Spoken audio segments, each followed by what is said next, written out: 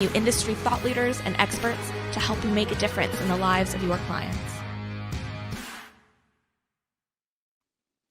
Thanks for tuning in to this episode of The Resilient Advisor. My name is Jay Coulter, and joining me today is Jillian DelSignore.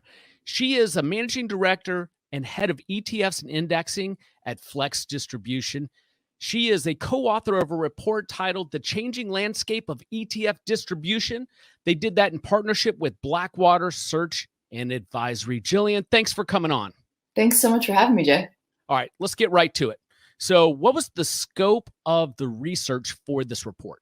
Yeah, we actually spent time with a little more than 30 heads of distribution and heads of businesses from across the ETF industry.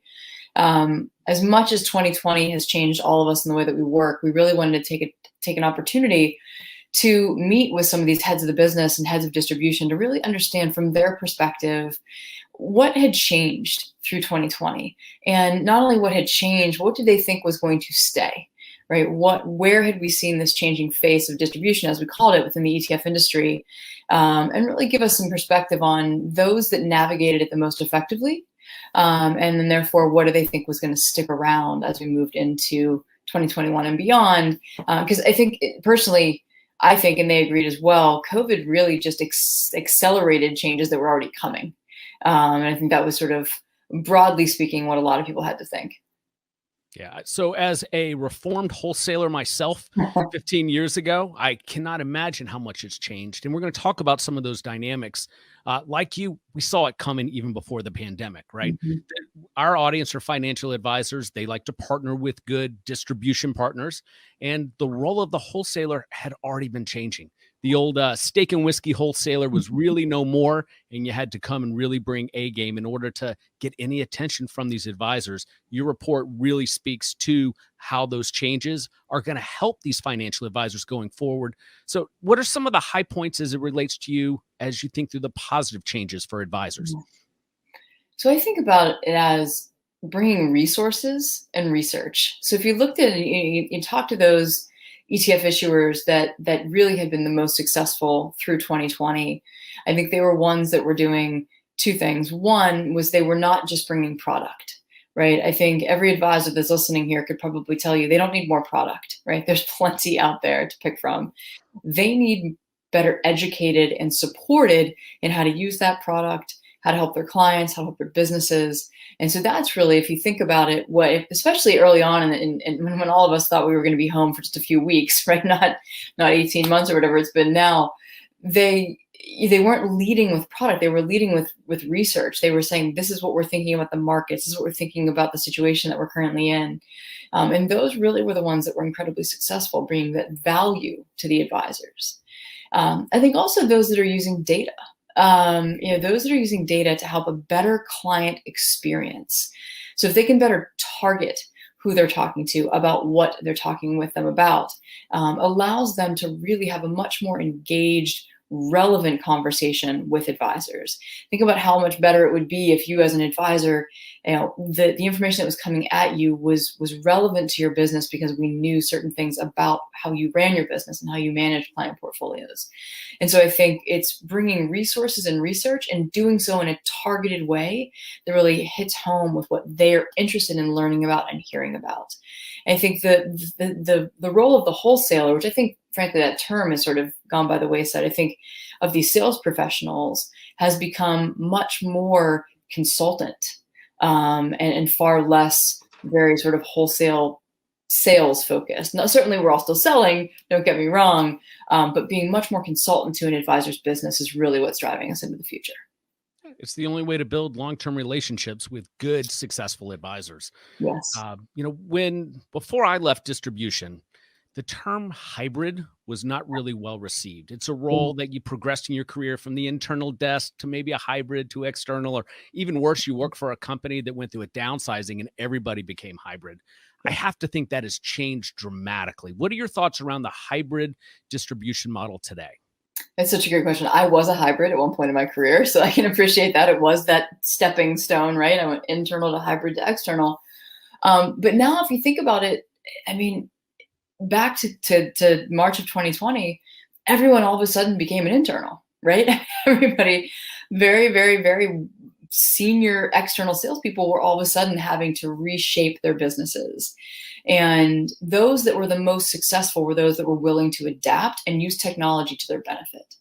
And I, from previous firms that I've worked with, many of them have developed these teams that actually never left the desk. So these are individuals that are external salespeople who manage territories, but did so from a desk and from a computer exclusively.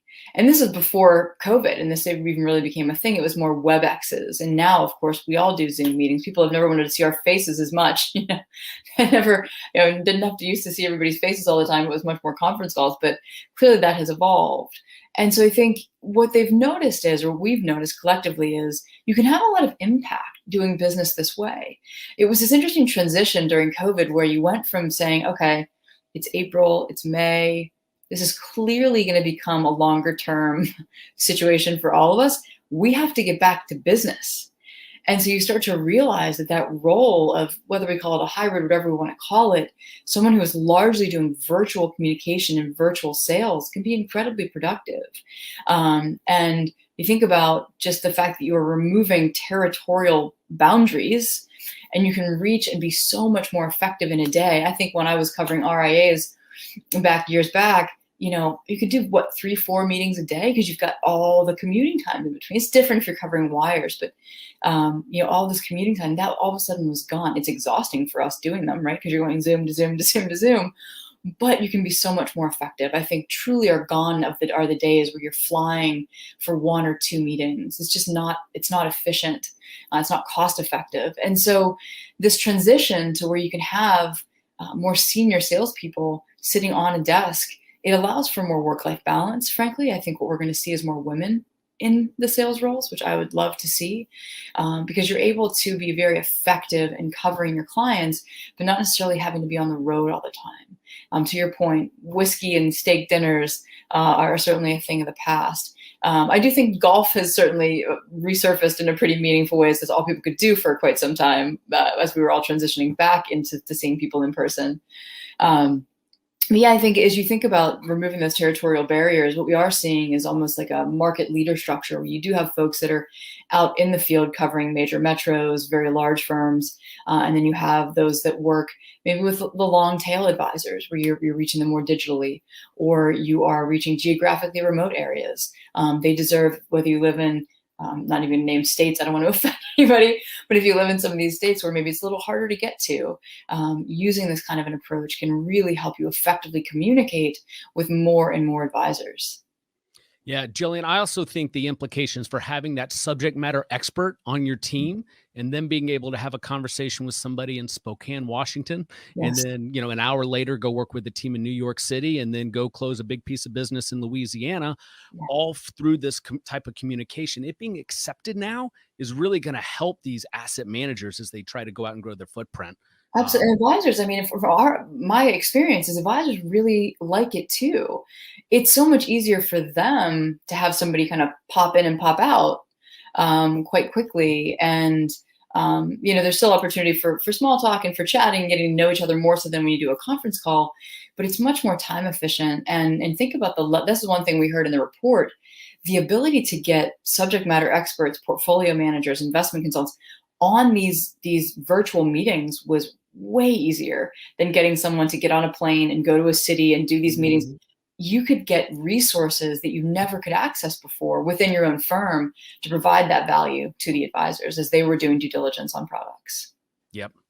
And so it's also impacting sales, and especially how it might affect the smaller firms. Is it going to give them an advantage that they did not have before COVID naturally? Or what are you seeing in terms of the adoption of digital sales? Yeah, I think it is. And at Flex, we focus a lot on it. There's to have that, it's very difficult for smaller firms to achieve scale, right? And the resources that they need to effectively scale a distribution team that they're going to need to be effective. As I say, sales is about more than just putting a body up against something, right? It's so much more. It's about the tech stack that you need. It's about the resources, the research, you name it. There's so much more that goes along with just a person. That said, the ability to be more virtual does provide some scale to these organizations that are trying to effectively create a distribution solution. Do I think they can do it completely? One or two people still makes it quite challenging. You do need more scale from there, but the ability to be able to have someone on a desk or working from home or wherever that person may be, and be able to communicate that much more efficiently on a daily basis. Because you can have you have a digital approach that's sort of email communications, social media communications, and then to have somebody who can go out there and effectively follow up on that and not have to be doing that in person becomes quite powerful. And it does provide scale where it probably hadn't existed before. There are obviously some firms are going to have more resources than others, but the ability to create that efficiency, I think, is going to be very valuable to some of these firms. This episode of the Resilient Advisor Show is brought to you by the Independence Incubator. Going independent is incredibly rewarding, but most advisors don't end up in the best place for their business. They instead end up getting sold by smooth-talking recruiters, custodian reps, or worst of all, aggregators who don't have their best interest in mind. The Independence Incubator from Resilient Advisor takes a fiduciary approach to independence. Our clients pay us directly for unbiased guidance on the best path for their business. Don't get sold, get educated, and get unbiased guidance. Visit independenceincubator.com to learn more. Yeah, so we're really fortunate with this show. It's got a big audience in the financial advisor community, and it's come through, over half a decade of just knuckle grinding out an audience. Nowadays, when I see an asset manager get into the marketplace and try to execute digital sales, I can tell, because I follow them, within about 6 months if they're going to fail or they're going to build a brand.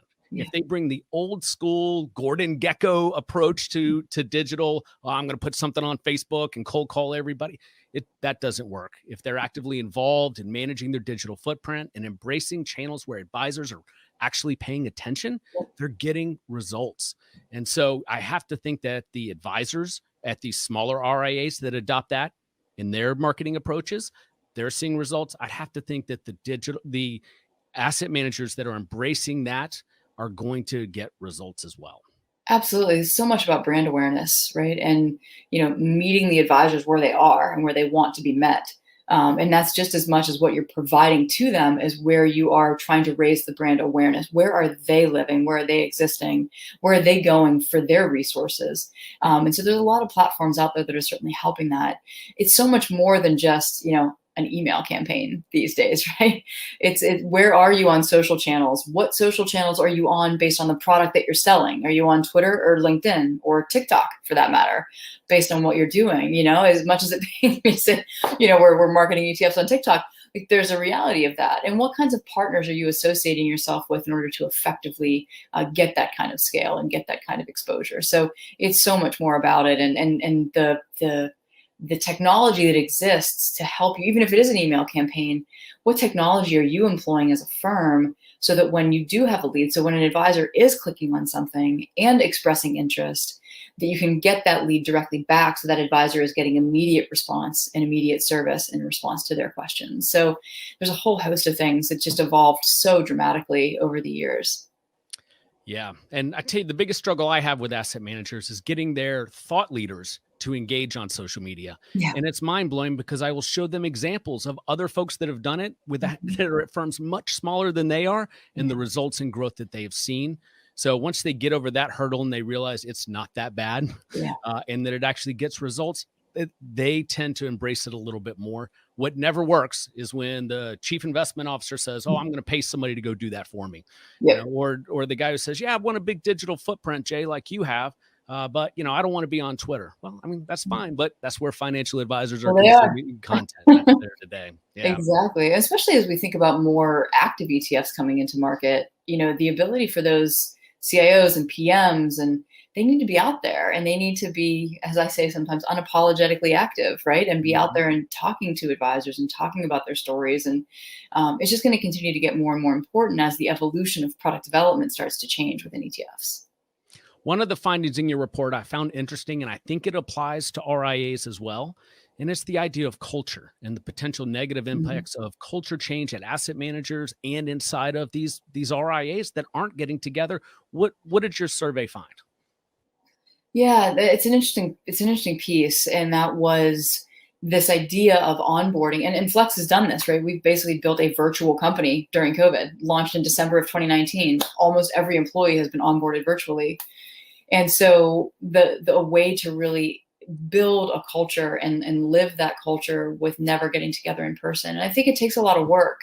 There were some firms that we talked to that found that there was not really much of an issue. They were some of some of the larger firms that had already been quite established, and yeah, they were onboarding people, but it wasn't a huge build in terms of personnel during COVID.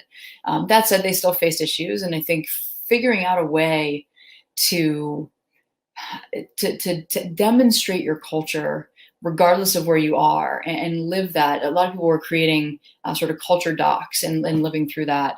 Some were creating at Flex, we call it Thirsty Thursdays, right, where you're getting together virtually with people. I think we got a little bit exhausted from virtual happy hours, but ways to bring together your team and live the values and build that culture through a virtual medium. And I know it's not easy, but the way to do that through the technology that we had was really critical. So folks were setting up, onboarding buddies, for example, ways to partner up with other individuals from the firm that could live that culture and infuse that culture in new joiners to the organization. And then finding any opportunity you could to bring everybody together on a virtual meeting, if you could as well. But it was something that people were concerned about. I will say that it was more of a concern for others, again, based on the volume of hiring some of them were doing during the pandemic.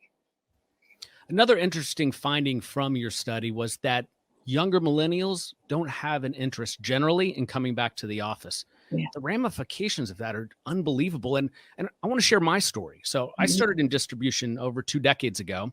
And the guy that I work for, who's still my mentor today, Mhm. taught me everything I know, not by giving me a training manual or jumping on a Zoom. I was sitting there right next to him as we Yeah. were making sales calls, doing presentations, learning from our mistakes.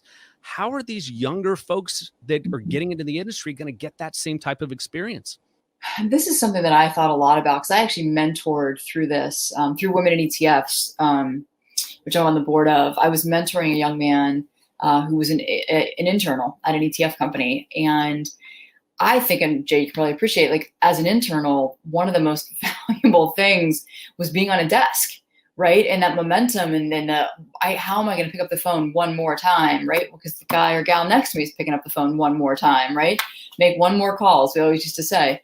And so I think that's really true. So I think there's two sides to this. So one, the ability to be flexible and hire outside of a geographic area, I think, does provide firms with the opportunity to bring in more talent. Right? You're not constrained to a certain pool of talent. If you're open to people being remote, you can actually source a lot more talent, which I think is beneficial for the firms.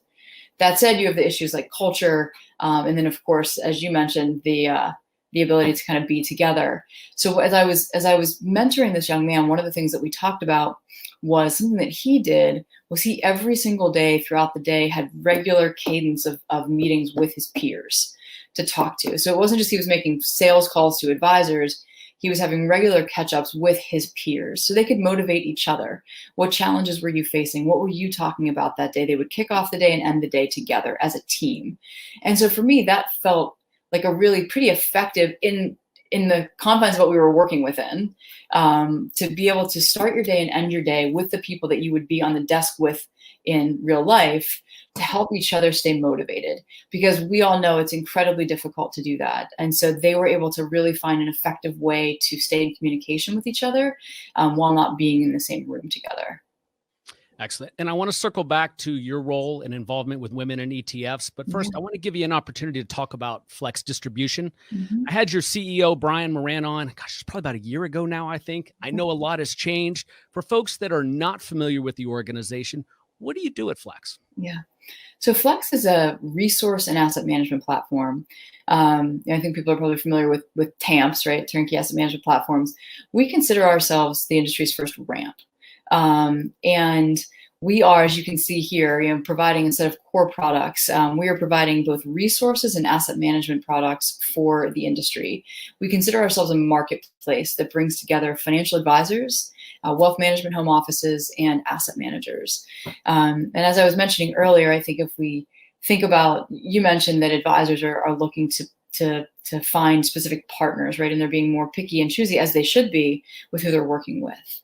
The way that I think about it, the ability to come into an advisor's office and represent multiple ETF issuers or multiple vehicles, multiple asset managers is incredibly valuable. We understand that an advisor's time is valuable, and to be able to learn about and hear about a multitude of managers at the same time, we've heard, and we certainly have seen and experienced, is quite valuable. If I think about an advisor's time being as valuable as it is, being able to learn about those managers at once is certainly something that we believe they value. We're seeing the same thing with home offices. I mentioned earlier about scale, right? And ETF issuers and other asset managers needing to find scale. I think about Flex as being able to provide synthetic scale, right? With the ability to fractionally share your resources, you're able to create incredible scale for your business. I think a lot of firms don't think they're competing with, in the ETF industry, kind of the big three or these very large asset managers. But in reality, you are. You're competing with them, and you need to be able to compete with them on a scale perspective as well. And so through fractional sharing of resources, whether that be human capital, whether that be data, technology, you name it, we're able to provide that scale to these managers so they can effectively compete in the industry as well. For podcast listeners, to learn more about Flex, please visit flxdst.com. That is flxdst.com. Jillian, let's wrap up with women in ETFs. I know you're very involved with it. Tell us about women in ETFs. Women in ETFs is an organization that's near and dear to my heart. As one of the founding leaders in the organization, launching the Chicago chapter and current board member, served a variety of different roles. It's an organization that was launched back, almost 8 years ago, in order to connect, support, and inspire women and men throughout the ETF industry. We are ones that we really pride ourselves on taking action, not just talking about making change in the industry, but actually taking action. Things like ringing the bell for gender diversity every year on International Women's Day, creating a speakers bureau that has largely become one of the most sought after in the ETF industry for effective speakers across the landscape of portfolio management, distribution, you name the topic. So we really believe that we have become the outlet for the ability to connect, support, and inspire members throughout the ecosystem. And certainly we have, in those 8 years, we have grown to 7,000 members around the world. We have 7 or 8 chapters in the US, Asia Pacific, Europe, and continuing to grow from there. So it's an incredible organization that I feel incredibly blessed to be a part of. Certainly encourage anybody that's interested in learning more to join or to visit womeninetfs.com. It's an amazing organization that, whether you are looking to get into the ETF industry or have been in the ETF industry for 20 years, it's a place that we believe, from an education perspective, we certainly have social events that we do, but it's always rooted in education. This industry is changing so rapidly. How do we continue to provide our members with education across a whole host of different topics, at the same time as allowing us to kind of come together and network and learn from each other, as, again, we stand by our mission of connect, supporting, and inspiring. Excellent. To learn more, the website is womeninetfs.com. You got it. Excellent. Jillian, I appreciate you coming on the show. That was a lot of fun. Thank you, Jay.